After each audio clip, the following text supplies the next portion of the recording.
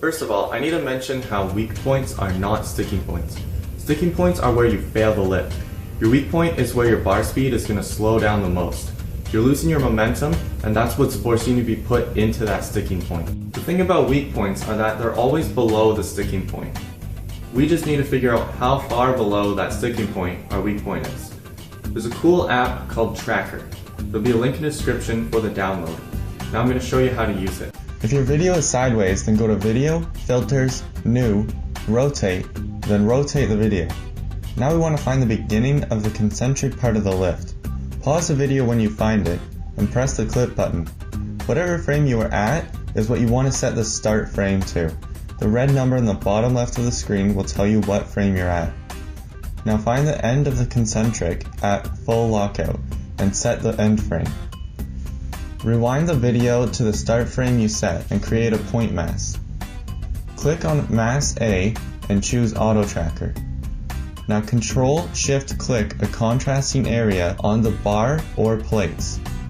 Press Search and make sure the red indicators are tracking properly with the bar. Close the Auto Tracker window and rewind the video to the start frame. Now click on the Axis button and line up the axis with the Auto Tracker's red indicator.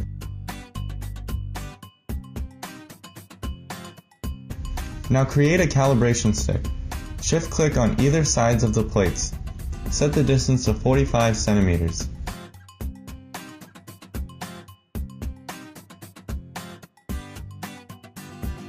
Now go to the graph and change it from position to Y velocity. This tracks the bar's velocity throughout the concentric part of the lift. Right where the bar speed starts to slow down the most is your weak point. The lowest point after the dip is usually your sticking point. If you click on these points, then the bottom left of the screen will tell you how far into the concentric part of the lift your weak point is. Now that we know where our weak points are, how do we fix them? I like to break down my training into 3 different categories: competition lifts, assistant lifts, and supplemental lifts. Competition lifts will be responsible for most of your progression and should be placed as a top priority. They're the foundation of any good powerlifting program. Think of them as the bricks in a brick wall. Assistant lifts are the second most important movement. Assistant lifts have the same movement pattern as competition lifts, but have an emphasis on your weak points. Think of them like the cement holding those bricks together. Supplemental lifts are least important, but they're still needed if you want optimal programming. They focus on developing weak muscles more than weak movements. They're completely different movements from competition lifts.